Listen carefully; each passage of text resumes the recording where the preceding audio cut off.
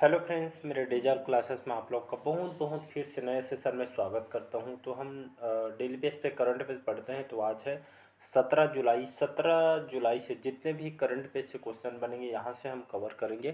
तो ये आपका नेशनल इंटरनेशनल करंट अफेयर्स होता है, जो कि आपके हर एग्जाम में, अगर क्वेश्चन की बात करूँ तो मैं 7 से 8 क्वेश्चन मिनिमम क्वेश्चन यहाँ से पूछा जाता है। प्रीवियस ईयर क्वेश्चन के कोई भी एग्जाम का क्वेश्चन पेपर उठा के भी देख सकते हैं। 7 से 8 क्वेश्चन मिनिमम पूछा जाता है। कभी कभी इसका जो वेटेज है 8 से 10 क्वेश्चन यहाँ से पूछ लिया जाता है। तो इसलिए बहुत ही ज़्यादा इंपॉर्टेंट रखता है। सिलेबस के हिसाब से क्वेश्चन जीके जीएस के सेक्शन में भी बढ़ा के जो क्वेश्चन है पूछ लिया जाता है करंट अफेयर्स का।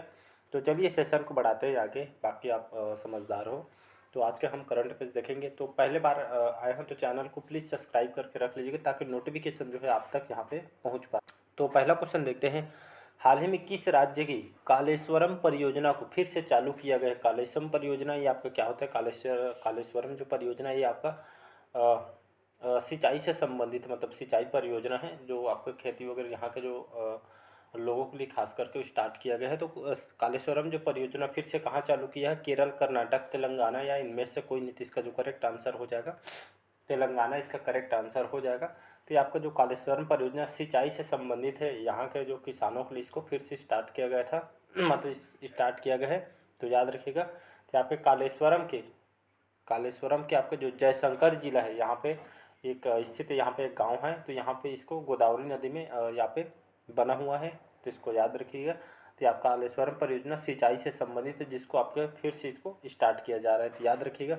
बात करते हैं यहाँ पे तेलंगाना राज्य के। तो तेलंगाना यहाँ की कैपिटल क्या है? कैपिटल राजधानी बोल रहा हूँ। तो यहाँ की जो राजधानी आपके तेलंगाना की राजधानी आपका कहाँ है? ये राजधानी और सीएम और आपके राज्यपाल, यहाँ से बहुत सारे क्वेश्चन बनते थे, इसलिए साथ में मैं कवर कर। तो यहाँ के कैपिटल जो आपका बता रहा था, कैपिटल यहाँ के आपका हैदराबाद यहाँ की कैपिटल है, राजधानी है। और 2014 में आपके तेलंगाना राज्य की स्थापना किया गया था। मतलब हर साल ये आपके 2 जून को अपने स्थापना दिवस के रूप में मनाया जाता है। और यहाँ की कैपिटल है हैदराबाद। यहाँ के मुख्यमंत्री कौन है? तो चीफ मिनिस्टर आपके के चंद्रशेखर राव, ये आपके यहाँ के चीफ मिनिस्टर हैं। गवर्नर कौन है? तमिलसाई जो सुंदरराजन है, यहाँ के गवर्नर है। तो इसको याद रखिएगा। अगला क्वेश्चन देखते हैं। सेकेंड क्वेश्चन हमारा, हाल ही में 4 रनवे वाला भारत का पहला हवाई अड्डा कौन सा बना है? गोवा एयरपोर्ट, आईजीआई दिल्ली, मतलब ये आपका इंदिरा गांधी अंतर्राष्ट्रीय हवाई अड्डा, कहने का मतलब ये आपके देश का पहला हवाई अड्डा बन जाएगा। याद रखिएगा। तो ये आपके 4 रनवे वाला भारत का पहला हवाई अड्डा है, कौन सा है? तो आपके आईजीआई दिल्ली, मतलब कहने मतलब इंदिरा गांधी अंतर्राष्ट्रीय हवाई अड्डा, ये आपका 4 लाइन वाला भारत का पहला हवाई अड्डा है। तो इसको याद रखिएगा। इंपॉर्टेंट क्वेश्चन, इसको मैं आईएमपी कर देता हूँ। तो इसका A option correct answer, B option correct answer हो जाएगा। याद रखिएगा। तो आपका जो 4 लाइन जो कि भारत का पहला हवाई अड्डा है, पहला अपने आप में इम्पोर्टेंट हो जाता है। तो भारत का पहला हवाई अड्डा 4 लाइन वाला, 4 रनवे वाला आपका आईजीआई दिल्ली है। तो इसको याद रखिएगा। तो आपके ये आपके काम इस पर चालू हो गए हैं। अगला क्वेश्चन देखते हैं। हाल ही में भारत के लिए दूसरे सबसे ज़्यादा विकेट लेने वाले तेज जो गेंदबाज कौन बने हैं? मोहम्मद शमी, भुवनेश्वर कुमार, रविचंद्रन अश्विन या इनमें से कोई नहीं? तो इसका जो करेक्ट आंसर हो जाएगा रविचंद्रन जो अश्विन है, ये आपका हमारे भारतीय टीम के जाने माने क्रिकेट प्लेयर है।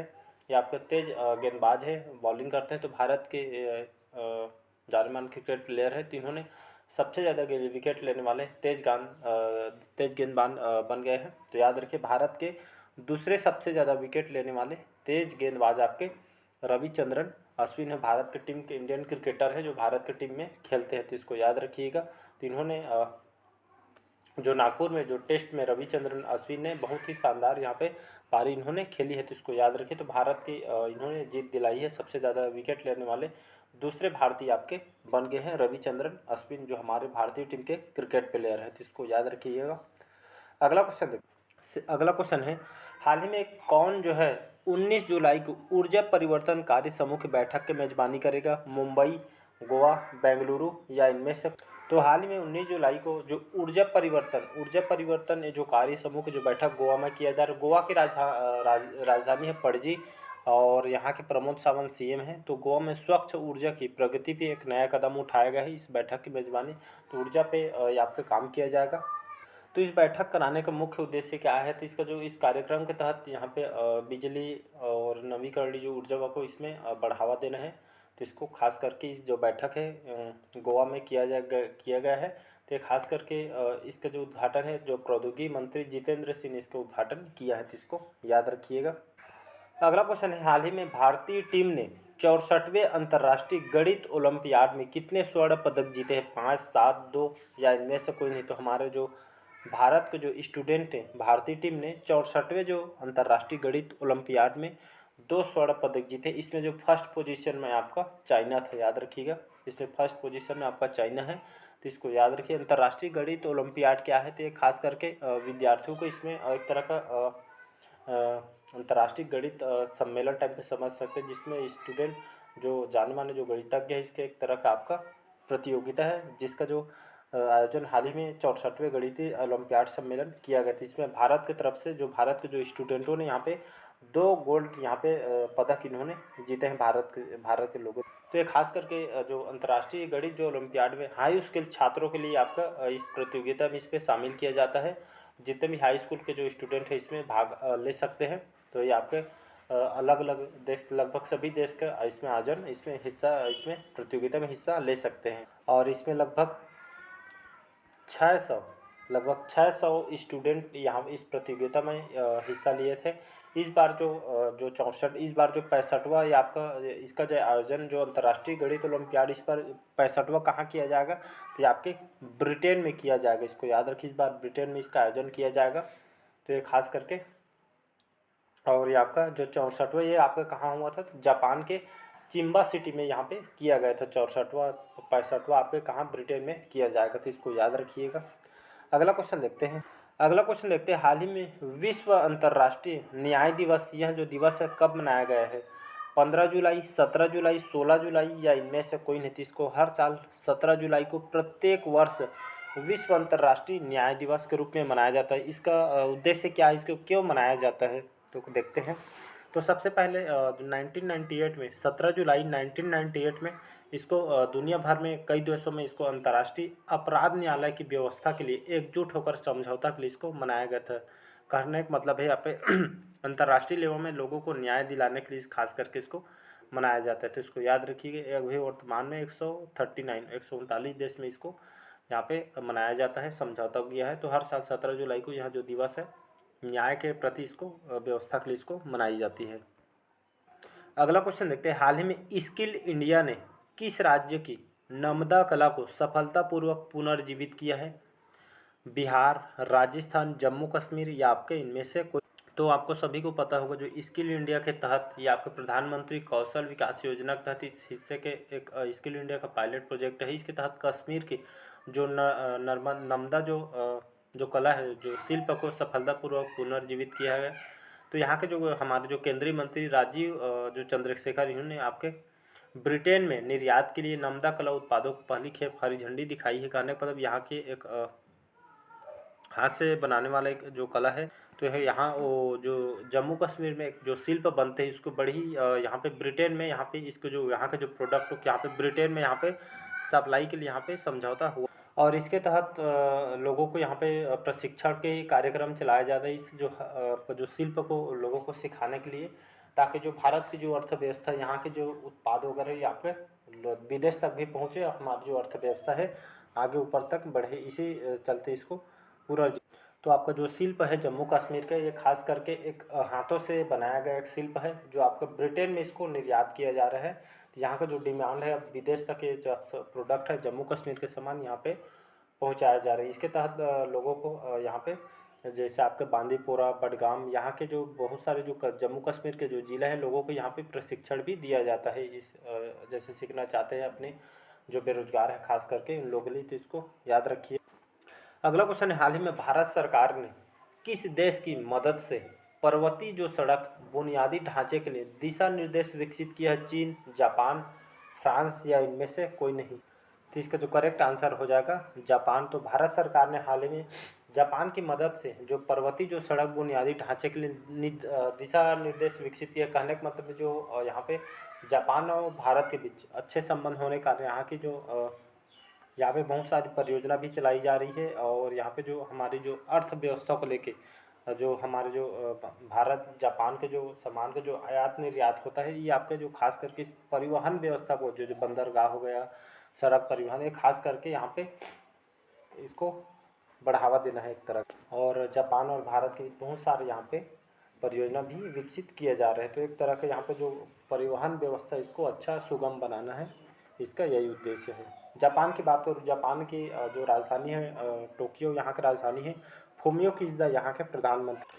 तो हाल ही में केंद्र ने किस राज्य को PMAY ग्रामीण के तहत 1.44 लाख अतिरिक्त घर आवंटित किया गया? तो मध्य प्रदेश, हिमाचल प्रदेश, उत्तर प्रदेश या इनमें से कोई नहीं। तो हाल ही में जो उत्तर प्रदेश राज्य में तो प्रधानमंत्री के तहत उत्तर प्रदेश के जो प्रति जो उनके बीच यहाँ पे तालमेल अच्छे होने के कारण यहाँ पे राज्य के जो ग्रामीण के तहत अतिरिक्त घर आवंटित किया गया। इसका क्या मतलब है? तो आपको पता होगा प्रधानमंत्री आवास योजना इनके द्वारा चलती, जिसमें ग्रामीण के तहत जो गरीब परिवार के जो रहते हैं BPL जो कार्डधारी, इसके तहत प्रधानमंत्री द्वारा उनको घर के लिए यहाँ पे कुछ राशि दी जाती है। इसी के तहत यहाँ पे घरों को अतिरिक्त कोटा बढ़ाने के लिए आवंटित किया है आपके हमारे जो प्रधानमंत्री इस योजना के तहत। यहाँ पे जो एक्स्ट्रा यहाँ पे जो जितना बजट रखी गई थी उससे ज़्यादा यहाँ पे इस बार घरों को बनाने के लिए अतिरिक्त कोटा का आवंटन किया गया है उत्तर प्रदेश के द्वारा। उत्तर प्रदेश की बात करूँ, यहाँ की राजधानी लखनऊ। योगी आदित्यनाथ जी यहाँ के CM हैं और आनंदीबेन पटेल यहाँ के राज्यपाल है। तो इसको याद रखिएगा। तो ये खास करके उत्तर प्रदेश के ग्रामीणों के क्षेत्र के नागरिकों को अपना उनका घर पक्का हो सके, इस उद्देश्य से इसको सहायता की जा रही है। अगला क्वेश्चन देखते हैं। अगला क्वेश्चन है, हाल ही में रविंद्र महाजन जिनका हाल ही में निधन हुआ था, कौन से क्षेत्र से जुड़े हुए थे? लेखक, अभिनेता, गायक या इनमें से कोई नहीं थी? इसका जो करेक्ट आंसर हो जाएगा, ये आपके जाने माने एक्टर थे। हिंदी के भी मराठी पूरा हिंदी और मराठी के अभिनेता थे रविंद्र महाजनी, जिनका 77 साल के एज में इनका निधन हो गया। तो इसको याद रखिएगा। तो एक जाने माने एक्टर थे आपके हिंदी के भी और मराठी के, तो इसको याद रखिएगा। अगला क्वेश्चन है, हाल ही में भारत और किस देश ने 3 स्कॉर्पियन पनडुब्बी के निर्माण के लिए समझौता किया है? किसके साथ समझौता किया गया है? तो आपके फ्रांस, UAE, जर्मनी या इनमें से कोई नहीं। तो हाल ही में जो फ्रांस को इस बार फ्रांस के द्वारा 3 स्कॉर्पियन पनडुब्बी, जो पनडुब्बी आपके पानी में चलती है, खासकर इंडियन नेवी को इसको जो दिया गया है। तो ये आपके जो पनडुब्बी का निर्माण फ्रांस के द्वारा इस बार तैयार किया जाएगा। तो 3 स्कॉर्पियन पनडुब्बी है, जिसमें जो इंडियन नेवी उन लोग को दिया जाता है, खास करके दुश्मनों को यहाँ पे लड़ने के लिए इसको तैयारी किया जा रहा है। तो खास करके फ्रांस को दिया गया है, तो इसको याद रखिए। यहाँ पे बात करूँ फ्रांस की, तो यहाँ पे फ्रांस जो आपकी जो कंट्री आती है, कंट्री आपके यूरोप के अंतर्गत आती है और यहाँ की राजधानी है कैपिटल। और प्रेसिडेंट कौन है? तो एमियोन जो मैक्रॉन है यहाँ के प्रेसिडेंट है। प्राइम मिनिस्टर जो आपका एलिजाबेथ जो बॉर्न है यहाँ के प्राइम मिनिस्टर है, तो इसको याद रखिए। तो हाल ही में जो सरकार ने कब तक 100 मिलियन टन कोयले को गैसीकृत करने का लक्ष्य रखी गई है? तो 2030 तक जो भारत सरकार ने 100 मिलियन टन को कोयले को गैसीकृत करने का लक्ष्य, यहाँ पे गैसीकरण हासिल करने के यहाँ पे लक्ष्य रखी है आपके भारत सरकार। तो धीरे धीरे इसको गैसीकृत करने जा रही है, फिर इसको चेंज करके आपके ऊर्जा में इसको मतलब इसको चेंज करके ऊर्जा के रूप में इसको खपत किया जाएगा। तो 2030 तक इसको टारगेट रखी। तो इसका उद्देश्य क्या है? जो 100 मिलियन जो टन कोयले को गैसीकृत करने का, इसका मतलब क्या, इससे करने क्या फ़ायदे हैं? तो आपके जो जितने भी जब गैसीकृत करने के अगर फ़ायदे देखें तो इससे आपका जो प्रदूषण भी यहाँ पे कम होगा, जो इन्वायरमेंट है हमारा साफ़ होगा और भारत में तेल और गैस की जो कमी है वो यहाँ पे पूरी होगी। इसी तरह के इसको 2030 तक इसको डाटा रखी गई है फोकस। अगला क्वेश्चन देखते हैं, हाल ही में किस राज्य के आथर पान को पत्तों को GI टैग मिले? GI टैग क्या होता है? तो एक भौगोलिक संकेत है कोई विशेष प्रोडक्ट में। तो खास करके तो तमिलनाडु से करेक्ट आंसर हो। तमिलनाडु को जो आथर पान है, इसको हाल ही में इस पत्ता है एक तरह का, इसको GI टैग मिला है, मतलब भौगोलिक संकेत दिया गया है। तो तमिलनाडु के आथर पान को पत्तों को यहाँ पे GI टैग मिला है। तो इसमें क्या खासियत जिसको इसको GI टैग मिला है? तो आपका तमिलनाडु जो थूथुकुड़ी जिले के जो जिला है, यहाँ पे ये पत्तों की खेती की जाती है। तो आपके जैसे कृषि करते हैं उसी तरह की इसका भी यहाँ पे कृषि किया जाता है। तो खास करके इसका इस पत्ते में खासियत क्या है? तो ये आथर पत्ती की ये मैं बात करूँ तो खास करके इस पत्ते के बारे में, तो आपके मसालेदार और आपका तीखा स्वाद होता है ये आप पत्ते में। और इसका उपयोग खास करके जो मंदिर, बड़े बड़े टेम्पल और पूजा अर्चना में, खासकर बहुत सारे उत्सव वगैरह में, गृह प्रवेश, शादी वगैरह में खासकर से विशेष अवसरों में इसका उपयोग किया जाता है। तो इसे आपके कहाँ के, और इसका खेती तमिलनाडु में किया जाता है। लगभग यहाँ पे 500 एकड़ में आपके फैला हुआ है। तो याद रखिए तमिलनाडु इसका करेक्ट आंसर हो जाएगा। अगला क्वेश्चन है, हाल ही में किस देश ने बढ़ती खाद्य कीमतों, जो खाने पीने के जो सामान्य खाद्य पदार्थ तो कीमतों से निपटने के लिए आपातकाल की घोषणा की है? थाईलैंड ने, मलेशिया ने, नाइजीरिया ने, या इनमें से कोई? तो ये जो घोषणा की है 14 जुलाई को उसको घोषणा की है। नाइजीरिया के राष्ट्रपति कौन है? तो बेला टिनुबू यहाँ के राष्ट्रपति हैं। तो खाद्य सुरक्षा को खतरे में डालने वाले जो उच्च मुद्रास्फीति के जो कारण आपातकालीन घोषणा यहाँ पे लगाई गई। तो जितने भी खाद्य पदार्थ हैं, जो भोजन के जो बढ़ती लागत को देखते हुए यहाँ के इसको आपातकाल की घोषणा यहाँ पे की गई। तो ये आपके नाइजीरिया के द्वारा ये खाद्य पदार्थ जितने भी यहाँ पे बढ़ने के कारण यहाँ पे आपातकाल की घोषणा यहाँ पे किया गया है। तो इसको याद रखिएगा। बात करते हैं यहाँ पे नाइजीरिया की कैपिटल, यहाँ की राजधानी आपका अबुजा है। यहाँ की कैपिटल, लार्जेस्ट सिटी लेगोस है, यहाँ की लार्जेस्ट सिटी, सबसे बड़ी सिटी है। और यहाँ के प्रेसिडेंट बोला टिनुबू जो कि यहाँ के प्रेसिडेंट है। और वाइस प्रेसिडेंट जो खासमिंग सेतीमा है, यहाँ के आपके वाइस प्रेसिडेंट है। तो इसको याद रखिएगा।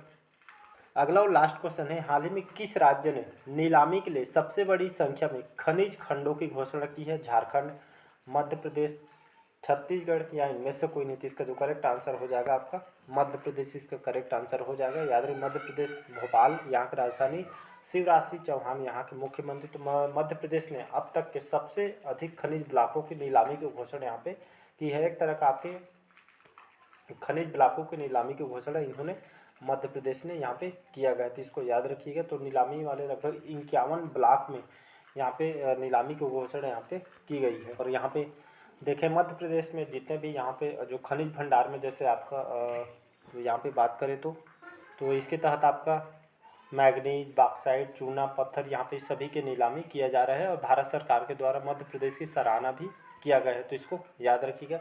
तो चलिए आज के सेशन कैसा लगा कमेंट करके ज़रूर बताइएगा। पहले बार आए तो चैनल को सब्सक्राइब करके रख लीजिएगा ताकि नोटिफिकेशन आप तक पहुँच पाए। Thank you.